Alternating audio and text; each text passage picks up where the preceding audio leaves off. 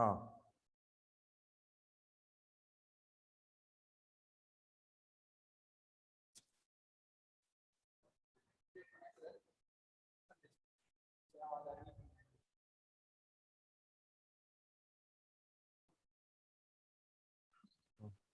Hello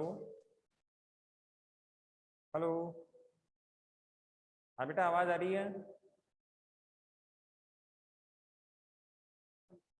Sanjay, आवाज आ रही है? सर। Yes sir. आवाज आ रही है? हाँ सर। ठीक, ओके। ललिता, निकिता, निकिता, आवाज आ रही है बेटा? निकिता, आवाज आ रही है?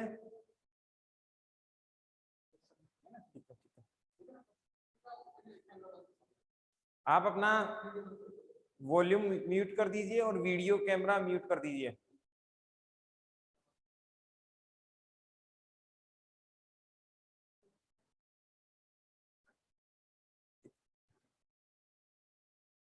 हेलो स्टूडेंट, आज अपन बात करेंगे पॉलिटिकल साइंस 12th क्लास।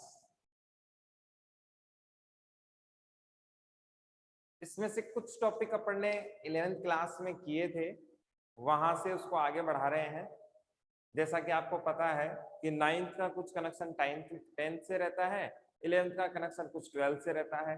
तो अपन वो टॉपिक जो बहुत कनेक्टेड है या अपन ने पहले कुछ उसका पढ़ रखा था, वो बहुत सारे टॉपिक इसमें आपको मिलेंगे।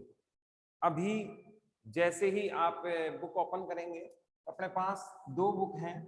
पहला स्वतंत्र भारत की राजनीति, स्वतंत्र भारत की राजनीति, और दूसरी बुक है समकालीन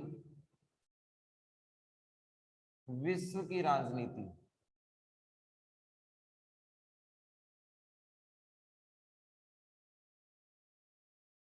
ये दो एनसीईआरटी के जो नया सिलेबस चेंज हुआ है, उसमें ये दो बुक अपने इस साल अपने एग्जाम में आने वाली है, अपने सिलेबस में चलने वाली है। यहाँ अपन इससे पहले जब शुरुआत करें, उससे 2-4 मिनट पहले अपने शुरुआत में 2-4 बातें अपना बहुत अच्छे से जानेंगे। एनसीईआरटी और आरबीएससी में अंतर क्या है। पिछले साल जब हम आरबीएससी पढ़ रहे थे, उसमें क्या प्रॉब्लम नई इस बुक में हमें क्या प्रॉब्लम फेस करनी पड़ेगी, इसमें अपने एग्जाम्पल्स देखने को मिलेंगे। साइड में बॉक्स बना हुआ है, बहुत सारी मूवीज बनी हुई हैं, बहुत सारे राइटर हैं, विद्वान हैं, थिंकर्स हैं, उनके बारे में इस बुक में आप देख रहे होंगे। इसमें बहुत सारे डायग्राम्स आपको मिलेंगे। इन डायग्राम्स को ये देखें, अपन एग्जाम्पल्स को अपने को ध्यान में रखना है। 11th क्लास के जो एग्जाम्पल थे वो कोऑर्डिनेट नहीं कर रहे थे आरबीएससी के, वो एग्जाम्पल एक एज ए एक्स्ट्रा मटेरियल थे। लेकिन यहाँ एनसीईआरटी में जो आपने इस साल जो एग्जाम्पल आएंगे, वो हमें सीधे एग्जाम में क्वेश्चन पूछे जाएंगे। जैसे फॉर एग्जाम्पल अब्दुल गफार खान है, फैज अली खान है, महात्मा गांधी जी के बारे में है। जो एग्जाम्पल आपको साइड में दे रखे हैं वो भी अपने को ध्यान में रखना है। बहुत सारे बच्चे क्या करते हैं कि जो मेन मैटर दे रखा है उसको तो अपने स्टडी कर लेते हैं, लेकिन जो एग्जाम्पल्स हैं उन्हें हम छोड़ते चले जाते हैं। हमें ऐसा नहीं करना है। इस साल जितने भी एग्जाम्पल हमें देखने को मिलेंगे, वे सारे के सारे एग्जाम्पल हमें बहुत अच्छे से टिक मार करके देखने हैं। एक बात। दूसरी बात, इसमें से टॉपिक के साथ साथ हम क्वेश्चन आंसर भी करते हैं, जैसा हमें 11th क्लास में किया था। पूरे साल भर हमारा यही फॉर्मूला होता है कि जैसे ही ये आपका पेज है,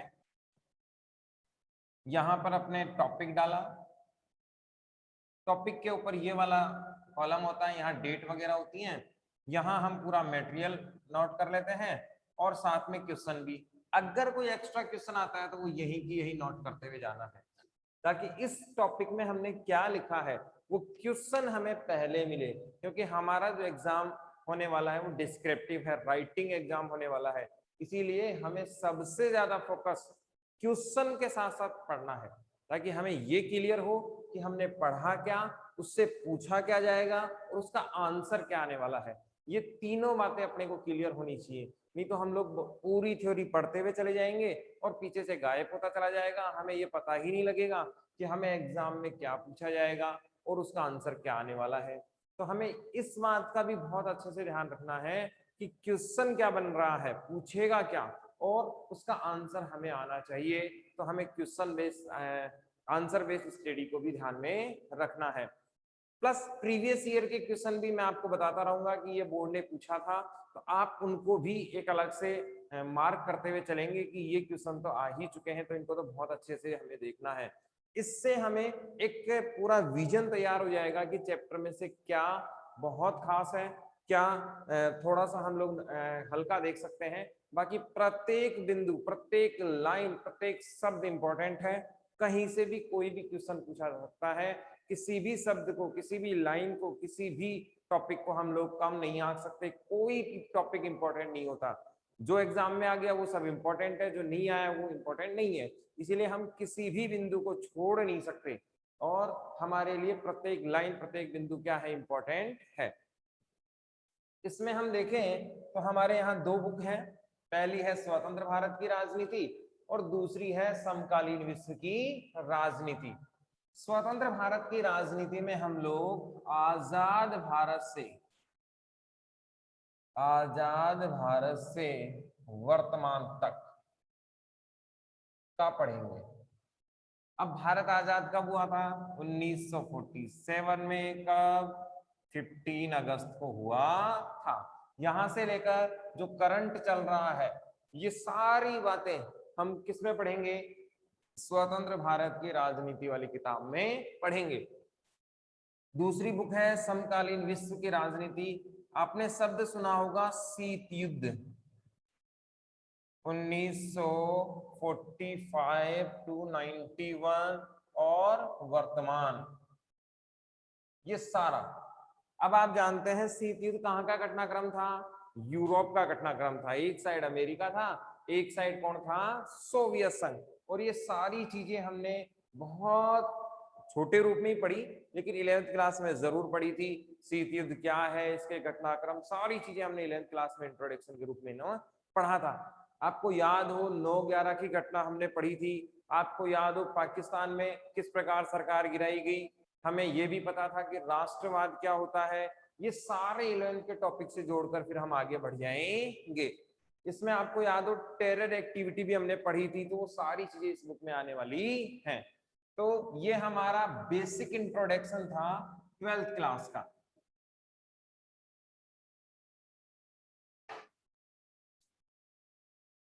हम जिस बुक की शुरुआत कर रहे हैं उस बुक का नाम है स्वतंत्र भारत में राजनीति। स्वतंत्र भारत में राजनीति। और आज का जो चैप्टर है हमारा, उसका नाम है राष्ट्र निर्माण की चुनौतियां। राष्ट्र निर्माण की चुनौतियां। अब हमें ये इस टाइटल से भी पता लग रहा है कि हम इसमें क्या पढ़ने वाले हैं? प्रॉब्लम्स को पढ़ने वाले हैं। किसको? नेशनल डेवलपमेंट में आने वाली प्रॉब्लम को, कि वो समस्याएं जो हमें भारत को एक राष्ट्र बनाने में, एक संगठित राष्ट्र बनाने में प्रॉब्लम जिनको हमें फेस करना पड़ा, वो कौन कौन सी समस्याएं थी। इस चैप्टर में हम पूरी डिटेल से इसी को पढ़ेंगे। तो हमारा मोटा मोटा इंट्रोडक्शन इस चैप्टर का ये हुआ कि भारत आजादी से लेकर एक भारत, जब पूरा एकीकृत भारत बना, उसमें हमें कौन कौन सी प्रॉब्लम की चुनौतियों का सामना हमें करना पड़ा, ये कंप्लीट डिटेल इस चैप्टर में आने वाली है। तो ये तो क्या हो गया हमारा चैप्टर का नाम। ये क्या है? बुक। और इस बुक का नाम क्या है? स्वतंत्र भारत की राजनीति। हम चैप्टर की शुरुआत करते हैं। 15 अगस्त 1947 को ब्रिटिश भारत, शब्द याद रखना है, ब्रिटिश भारत के दो टुकड़े कर दिए गए। 14-15 अगस्त 1947 को ब्रिटिश भारत के दो टुकड़े कर दिए गए।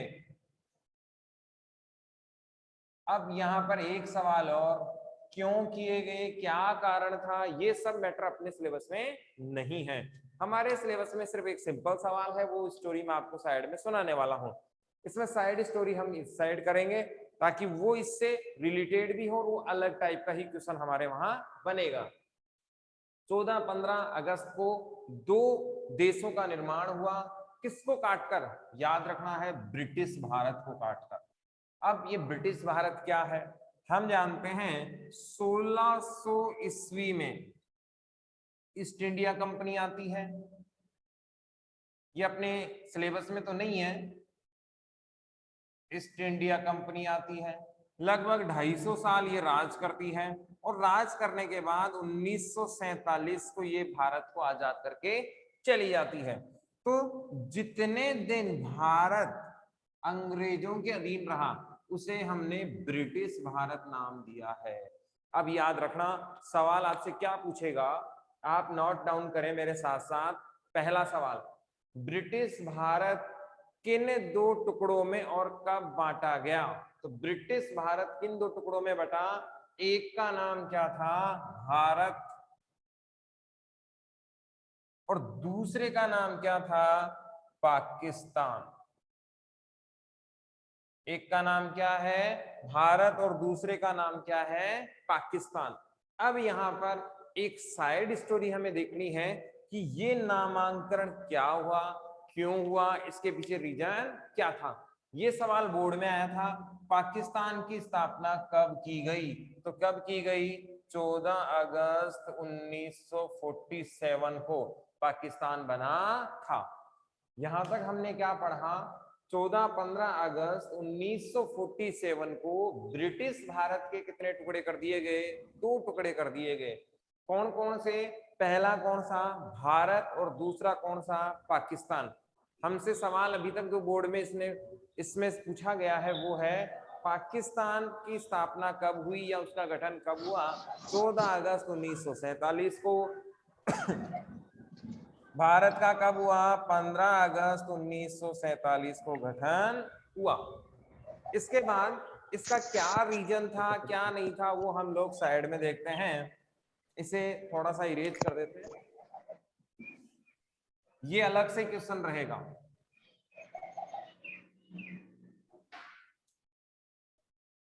दी राष्ट्र सिद्धांत, दी राष्ट्र सिद्धांत।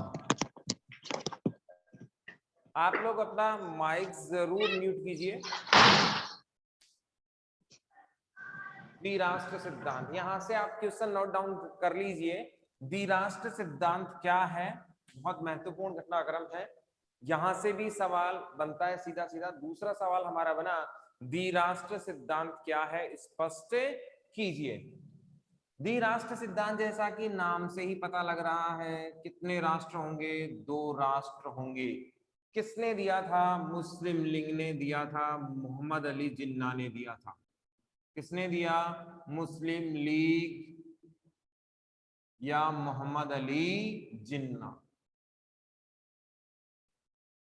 मोहम्मद अली जिन्ना जो पाकिस्तान के प्रथम लीडर भी थे।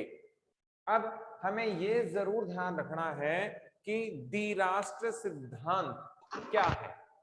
द्विराष्ट्र सिद्धांत का सीधा सा अर्थ है कि धर्म के आधार पर, धर्म के आधार पर दो राष्ट्र होंगे, धर्म के आधार पर दो राष्ट्र होंगे। ये इंपॉर्टेंट चीज है, आपको याद रखना है। क्वेश्चन बहुत बार पूछा जाता है, द्विराष्ट्र सिद्धांत क्या है। दूसरा, भारत पाकिस्तान का विभाजन का आधार क्या था। क्वेश्चन आप नोट डाउन कर लीजिए, भारत पाकिस्तान के विभाजन का आधार क्या था। विभाजन का आधार क्या है, धर्म। अब ये भी काम की चीज हो गई। हम क्या पढ़ रहे थे, द्विराष्ट्र सिद्धांत क्या है। द्विराष्ट्र सिद्धांत, टू नेशन थ्योरी किसने दिया, मोहम्मद अली जिन्ना ने, मुस्लिम लीग ने दिया। अब इससे पीछे का और अगर हल्का सा हम पीछे जाएं जो हमारे सिलेबस में नहीं है, आपको हल्का सा मेमोराइज रखना है, बाकी उसका कोई औचित्य नहीं है, इससे जुड़ जाएगी वो कहानी। 1940 आते आते हुआ क्या कि जब कांग्रेस को सत्ता दी गई, आंशिक सत्ता, आपको पता है कि मेन पे तो कौन है, अंग्रेज। सबसे बड़ी सरकार किसकी है, अंग्रेज। इनके अधीन कौन चला रहे थे, कांग्रेस। कुछ जगह कांग्रेस को दी गई ग्रामीण शासन में कहीं ना कहीं, तो इसमें कांग्रेस के साथ मुस्लिम को साथ लेने की बात थी, लेकिन कांग्रेस ने इनको साथ लेने से क्या कर दिया, मना कर दिया। ये घटना कब की है, 1940 की है। आपको एक घटनाक्रम और याद रखना है, अंग्रेजों ने मुसलमानों और हिंदुओं को, यानी कि कांग्रेस और मुस्लिम को साथ साथ ना आता देखकर इस पाकिस्तान वाली थ्योरी पे काम करना शुरू किया। तो ये साइड स्टोरी है, इसका औचित्य नहीं है, बस अपने को समझना था। अब यहां पर देखें द्विराष्ट्र सिद्धांत। द्विराष्ट्र सिद्धांत का मतलब क्या है, टू नेशन थ्योरी, दो राष्ट्र सिद्धांत किसने दिया, मोहम्मद अली जिन्ना ने। क्या कहा, धर्म के आधार पर विभाजन होना चाहिए, और धर्म कौन से, हिंदू और मुसलमान, हिंदू और मुसलमान के आधार पर होना चाहिए। हिंदू कहाँ होंगे, भारत में, और मुसलमान कहाँ होंगे, पाकिस्तान में होंगे। ये बात क्लियर कट कही गई।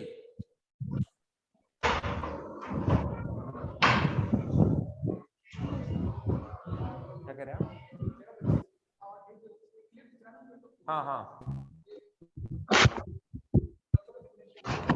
तो आपको ये बोर्ड क्लियर दिख रहा है क्या, राहुल, अंजलि,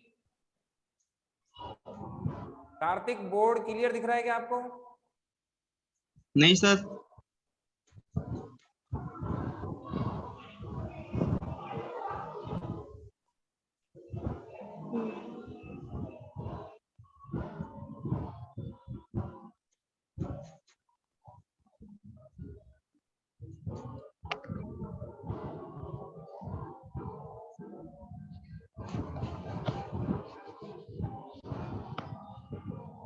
अभी देखिए, अब क्लियर है।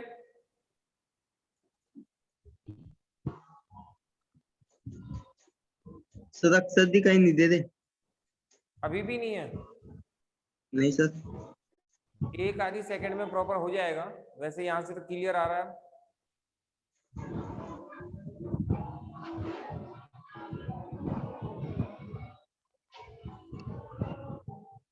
निकिता, निकिता शर्मा, अंजलि, निकिता शर्मा,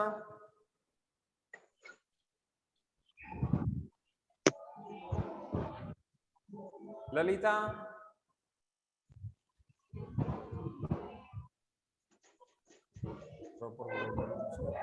कार्तिक, अब प्रॉपर दिख रहा है क्या?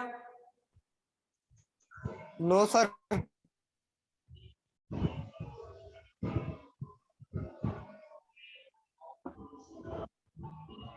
हो जाएगा जब तक प्रॉपर। अंजलि, बलराम,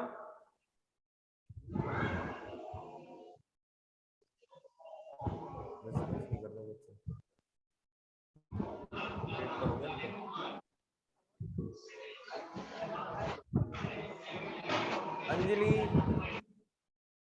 निकिता,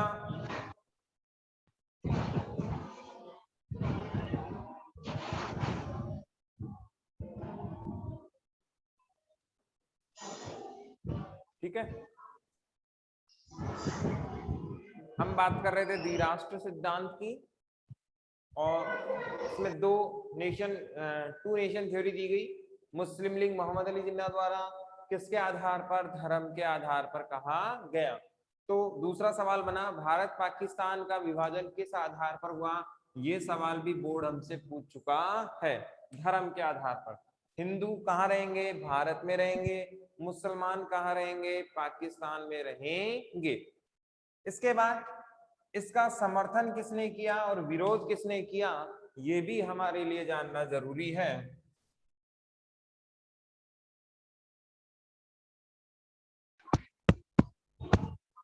द्विराष्ट्र सिद्धांत का समर्थन और विरोध, ज्यादा इंपॉर्टेंट विरोध है। इसमें हम देखें तो पहला नाम आता है गांधी जी का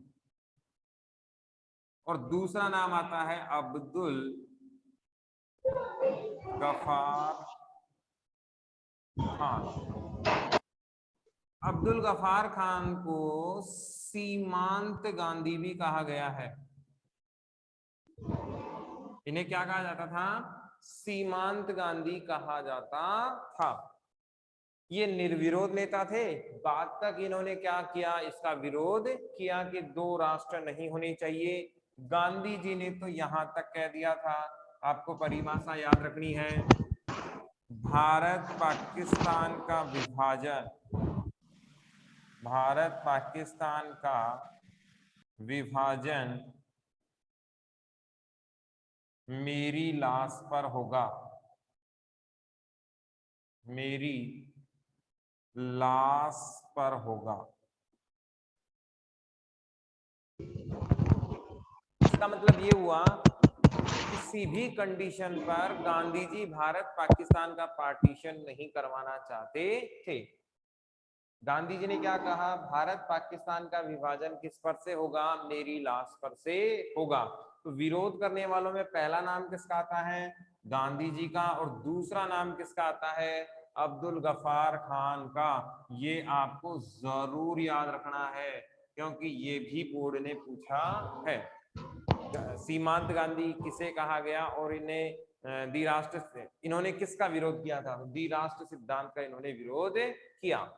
समर्थन में कौन कौन है, पहले तो कांग्रेस नहीं थी लेकिन बाद में मान गई थी, तो कांग्रेस है, और आपको पता है मुस्लिम लीग तो होगी ही होगी। यहां से द्विराष्ट्र सिद्धांत अपना होता है कंप्लीट। द्विराष्ट्र थ्योरी क्या थी, भारत पाकिस्तान धर्म के नाम पर दो राष्ट्र बनेंगे, जिसमें पहला हिंदू राष्ट्र होगा जिसे भारत कहा जाएगा, दूसरा मुसलमान राष्ट्र होगा जिसे पाकिस्तान कहा जाएगा, और इनका बंटवारे का आधार क्या होगा, धर्म। और ये बंटवारा किसका होगा, ब्रिटिश भारत का होगा। यहां से आई होप ये कंप्लीट आपको समझ में आ रहा है। इसके बाद हम एक एग्जाम्पल देखते हैं।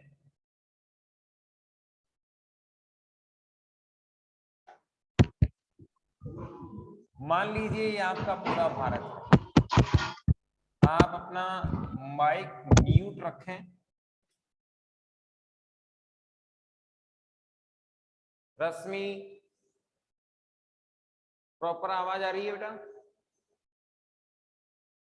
भारत, मान लीजिए क्या है, एक पूरा भारत, यहां पर राज करने कौन आ गए, अंग्रेज, और अंग्रेजों ने इस हिस्से को जीत लिया। एग्जाम्पल आप समझिएगा, ये पूरा क्या है, भारत। भारत में 1600 ईस्वी के आसपास अंग्रेज आए, 1757 प्लासी के युद्ध के बाद इनका स्टेबिलिटी हो गई, यहाँ रुक गए, और अंग्रेजों ने इस भारत को जीत लिया। इसे कहा गया ब्रिटिश प्रांत। ये शब्द याद रखना आपको, इसे क्या कहा गया, ब्रिटिश प्रांत कहा गया। ये शब्द बार बार आपको पूरी किताब में परेशान करेगा स्वतंत्र भारत की राजनीति में, इसीलिए ये हमें बहुत अच्छे से देखना है कि भारत को क्या क्या कौन कौन से हिस्से को कहा जाता था। अंग्रेजों का राज भारत के जिन जिन रियासतों, जिन जिन क्षेत्रों पर था, उसे हमने क्या कहा, ब्रिटिश प्रांत कहा।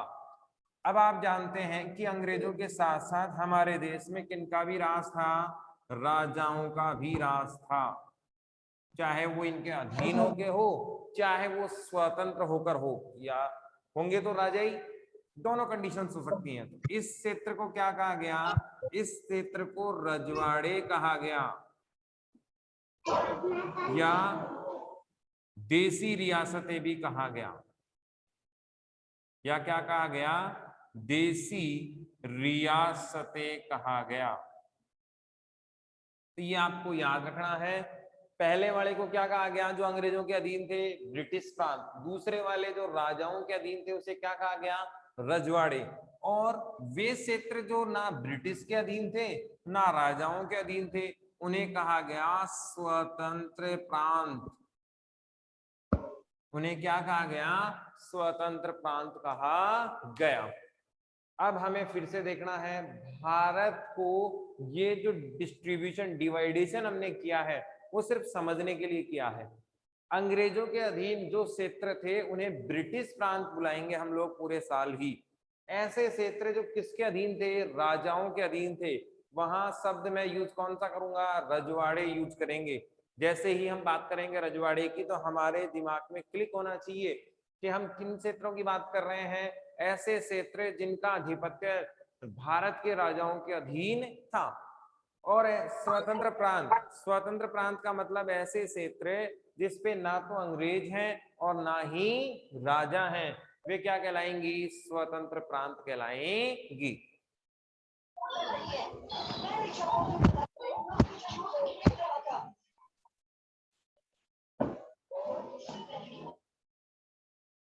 यहां से हम देखते हैं 15 अगस्त 1947 को भारत क्या होता है, आजाद होता है।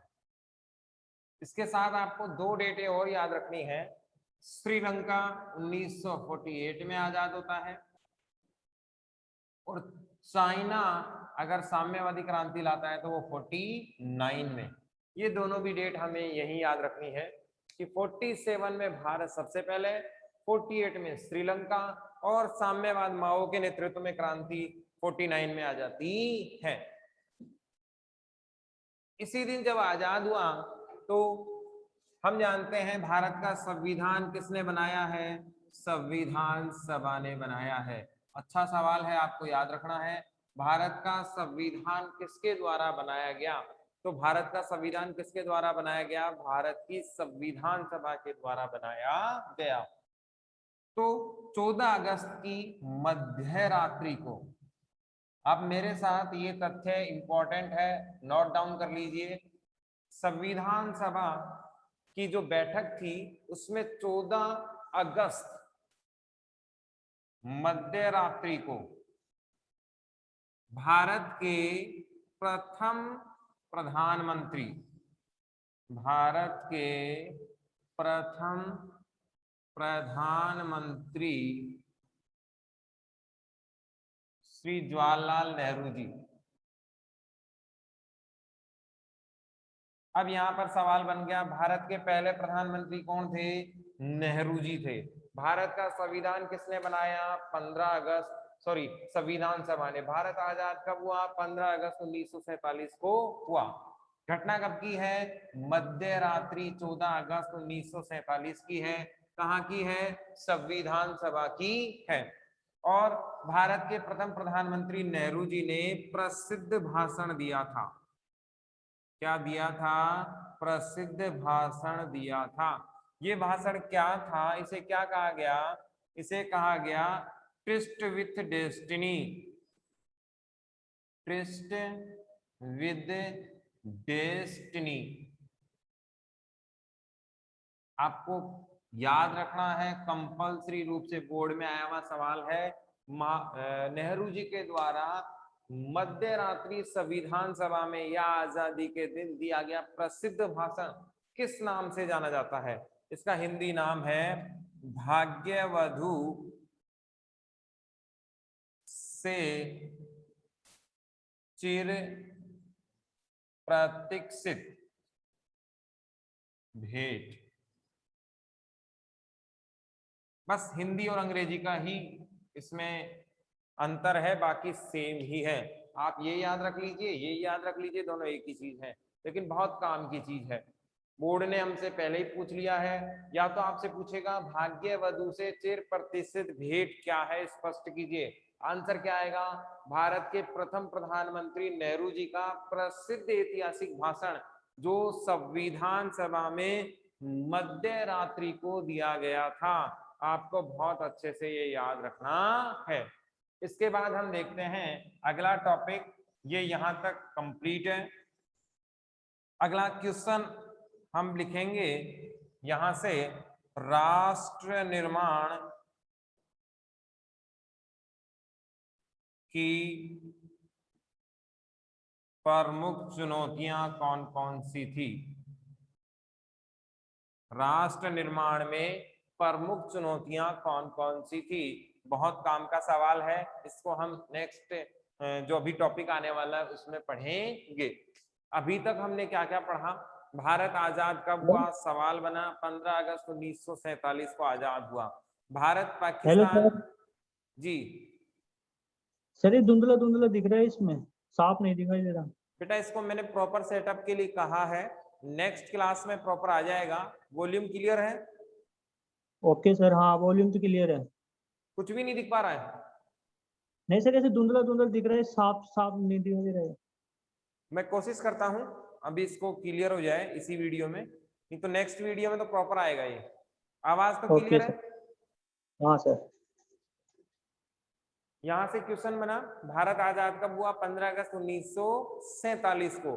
भारत पाकिस्तान का विभाजन किस आधार पर हुआ? धर्म के आधार पर हुआ।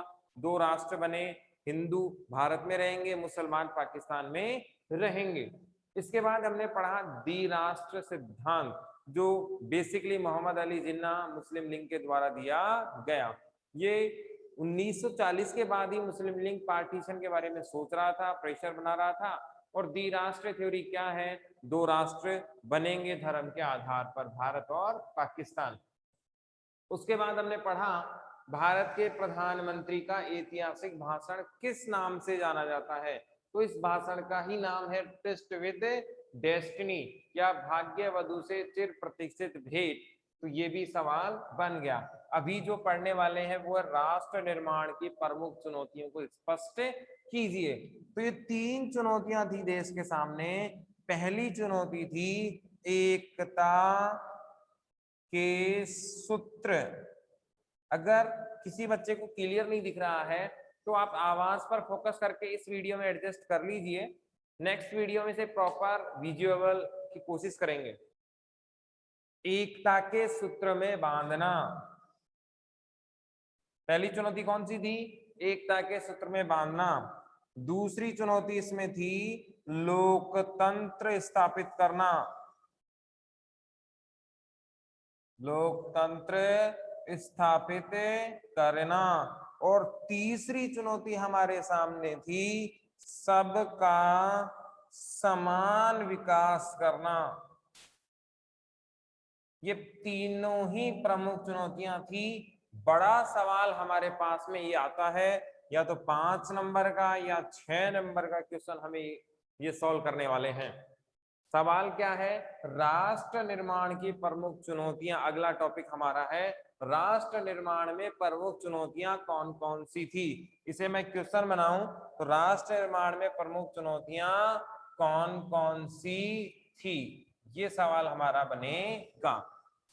आंसर में हम क्या क्या पढ़ेंगे? एकता के सूत्र में बांधना पहली चुनौती थी, लोकतंत्र स्थापित करना दूसरी चुनौती थी, सबका समान विकास करना तीसरी चुनौती थी। एक एक करके हम डिटेल से इस टॉपिक को पढ़ते हैं। यहां तक कोई क्वेश्चन पूछना हो तो आप बताएं।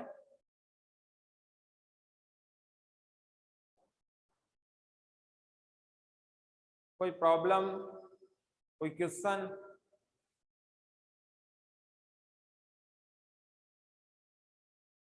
ठीक है, नेक्स्ट हमारा जो टॉपिक है राष्ट्र निर्माण की प्रमुख चुनौतियां। इसमें पहली चुनौती है एकता के सूत्र में बांधना, एकता के सूत्र में बांधना। अब इसको बहुत ध्यान से देखना है क्योंकि इसकी डिटेल आपको होमवर्क के रूप में करनी है। ये क्वेश्चन आज आपको होमवर्क के रूप में तैयार करना है। इसकी पीडीएफ, इन क्वेश्चंस की पीडीएफ आपको ईआरपी होमवर्क के रूप में आपको वहां मिल जाएगी, आप वहां से भी नोट डाउन कर सकते हैं। एकता के सूत्र में बांधना, जैसा हमने देखा, आप जानते हैं कि भारत में जब अंग्रेज जा रहे थे तो उन्होंने एक शर्त रखी। क्या शर्त थी? आप अभी इससे जस्ट पहले ही पढ़ चुके हैं। भारत कितनी चीजों में बटा हुआ था? ब्रिटिश प्रांत में था, देसी रियासतों में था, जिसे रजवाड़ी भी कहा गया, स्वतंत्र प्रांतों में था। ये बातें हम पढ़ चुके हैं कि भारत का डिवाइडेशन अगर हम देखें तो ब्रिटिश प्रांत में था, देसी रियासतों में था, स्वतंत्र प्रांतों में था। अंग्रेजों ने क्या कहा कि भारत कितने भागों में बंटने वाला था? 2। एक कौन सा? रश्मि, कुछ पूछ रहे हैं आप?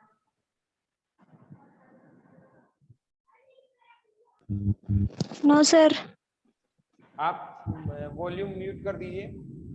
ब्रिटिश भारत 3 रियासतों में था, अंग्रेजों ने इसको कितनी रियासतों में बांटने का काम किया?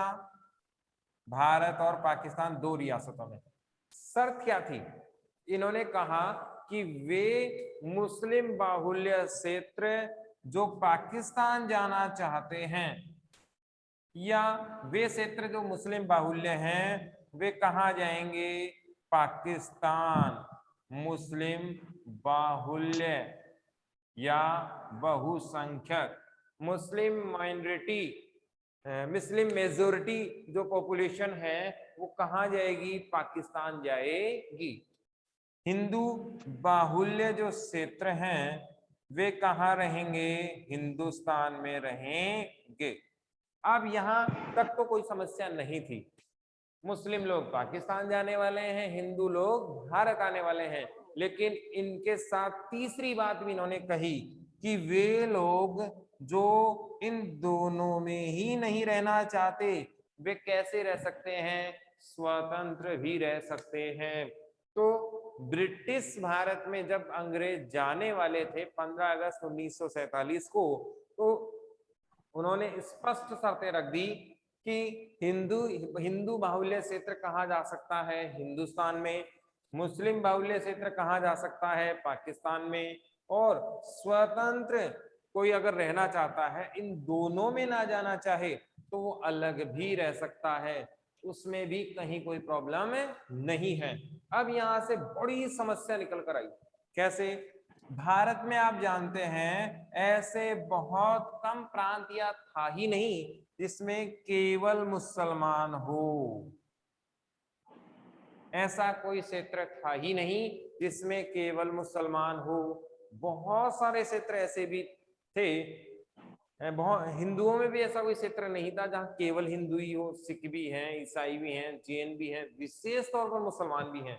तो पहली समस्या का सामना इस शर्त के अनुसार हमें यह करना पड़ा कि जब हिंदू मुसलमान देश का बंटवारा हो रहा था तो बांटे कैसे, ये सबसे बड़ी चुनौती थी, क्योंकि मुस्लिम ही केवल कहीं हो ऐसा कोई प्रांत नजर ही नहीं आ रहा था। दूसरी बात, अगर मैं ये नक्शा भारत का यहाँ शॉर्ट में बना दूं,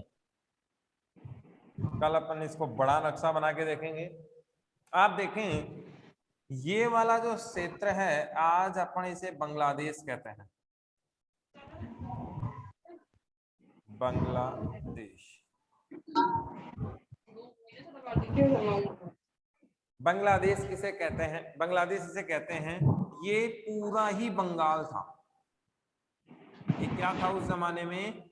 बंगाल था।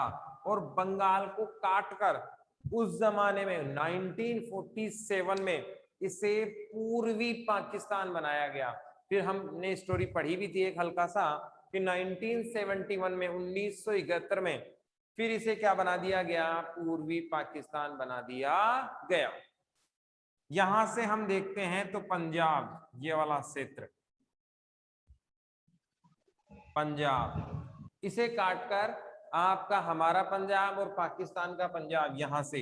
अब हमारे पास दूसरा सवाल और तैयार हो गया, किन दो रियासतों को काटकर, किन दो रियासतों को काटकर पाकिस्तान बनाया गया। तो इस पाकिस्तान में दो रियासतों में पहली रियासत तो कौन सी काटी गई, बंगाल। बहुत काम की चीज है, सबको याद होना चाहिए, कंपटीशन का सवाल भी है ये। दूसरा पंजाब,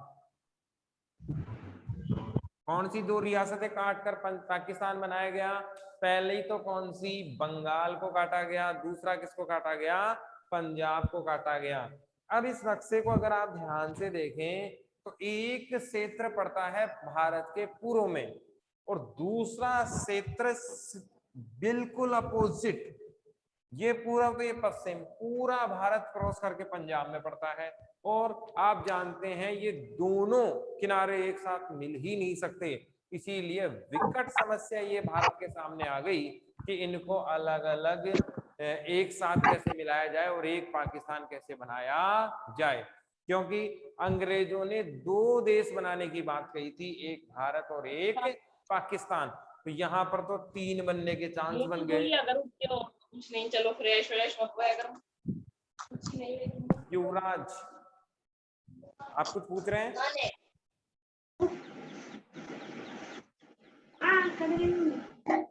युवराज आवाज आ रही है?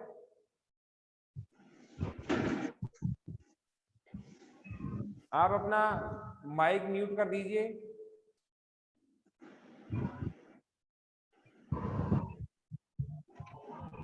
अब जो दो देश बनाने की बात हमारे आ रही थी, अब वहां से एक समस्या और आ गई कि यहाँ तो तीन देश बनते हुए नजर आ रहे थे, एक नंबर पूर्वी पाकिस्तान, 2 नंबर और पश्चिमी पाकिस्तान 3 नंबर। लेकिन इस समस्या को बाद में सॉर्ट आउट करके इनको एक ही बना दिया गया, ये पूर्वी पाकिस्तान बनाया गया, ये पश्चिमी पाकिस्तान। इसको डिटेल से हम बाद में पढ़ेंगे। यहां तक की कहानी क्या है, सवाल क्या था, राष्ट्र निर्माण की प्रमुख चुनौतियां कौन कौन सी हैं। नेक्स्ट टॉपिक हमारा यही था कि राष्ट्र निर्माण में प्रमुख चुनौतियां कौन कौन सी थी, और ये 3 चुनौतियां हमने पढ़ी। उसमें से पहला है एकता के सूत्र में बांधने की चुनौती। तो इसमें क्या था कि ब्रिटिश प्रांत है, देसी रियासतें हैं, स्वतंत्र प्रांत हैं, इनमें हमें सबसे बड़ी समस्या ये थी कि पार्टीशन वाला पार्ट था, और दूसरा इसमें एक चीज और है,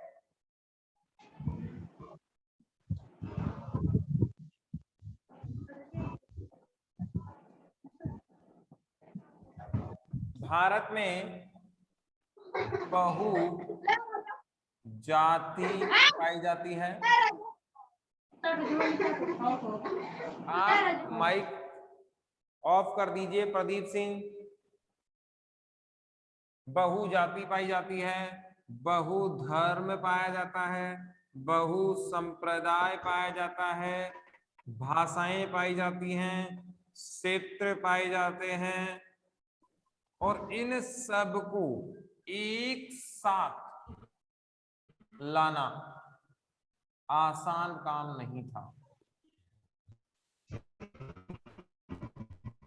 अगर हम एकता के सूत्र में बांधने की बात को आगे बढ़ाएं तो आप जानते हैं भारत बहुधर्म देश है, हिंदू, मुस्लिम, सिख, ईसाई, जैन, पर्शियन, बहुत सारे धर्म पाए जाते हैं, बहुत सी जातियां पाई जाती हैं, बहुत से संप्रदाय पाए जाते हैं, उनके पहनावे होते हैं, उनका रहन सहन और कल्चर है, भाषा है, क्षेत्र हैं, और ये सारे के सारे जो तत्व हैं वो कहीं ना कहीं भारत को एक बनाने में समस्या पैदा करते हैं। और धीरे धीरे इसको हम आगे लेकर अगर जाएं तो इसमें सबसे बड़ी समस्या क्या आई, एक राष्ट्र के लिए प्रमुख चीजें क्या होती हैं, एक भाषा हो, एक संविधान हो, एक प्रकार का धर्म हो, या ना हो, कुल मिलाकर समानता होने पर ही राष्ट्र बन सकता है, क्योंकि 10 प्रकार की यदि भाषा उसमें हुई तो पॉसिबल नहीं रहेगा। और आगे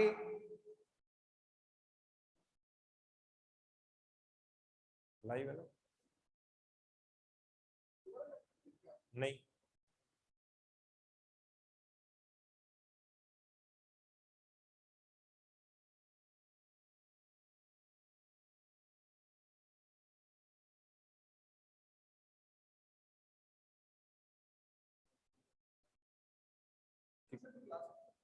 ठीक है, ये ऑटो कट हो जाएगा ना? बस ये लास्ट है, बस थोड़ा एक दो। एकता के सूत्र में अगर बांधने की बात करें तो इसमें बहुत सारी जातियां भारत में है, धर्म है, संप्रदाय है, भाषा है, क्षेत्र है, ये सभी मिलकर कहीं ना कहीं एक बड़ा डिस्टरबेंस पैदा करते हैं एक राष्ट्र बनाने में। हम जानते हैं राष्ट्र की एकता इसलिए इंपॉर्टेंट होती है क्योंकि इसमें एक भाषा पाई जाती है, एक संविधान पाया जाता है। इन सब चीजों से उसमें राष्ट्रभक्ति या राष्ट्रवाद पैदा होता है। आपने पढ़ा था 11th क्लास में नेशनलिज्म, राष्ट्रवाद। तो जो राष्ट्र का जो प्रेम है, एकता का जो भाव आता है, वो आता है एक भाषा, एक संविधान, एक धर्म को लाने से। जबकि भारत में हम देखते हैं बहुत सारी जातियां, धर्म, संप्रदाय, भाषा आदि बहुत सारी पाई जाती हैं। इसलिए सबसे बड़ी समस्या हमारे सामने ये थी कि भारत को एकता के सूत्र में कैसे बांधा जाए, और इसको काम को पूरा किया सरदार वल्लभ भाई पटेल ने। सरदार वल्लभ भाई पटेल जी ने किया। इसीलिए इनको क्या कहा जाता है? लौह पुरुष कहा जाता है। आपको याद होना चाहिए भारत को एकता के सूत्र में बांधने का जटिल कार्य किसने किया था? सरदार वल्लभ भाई पटेल जी ने किया। इसीलिए इनको क्या कहा गया? लौह पुरुष कहा गया। इसके आगे का हम कल नेक्स्ट वीडियो में करेंगे।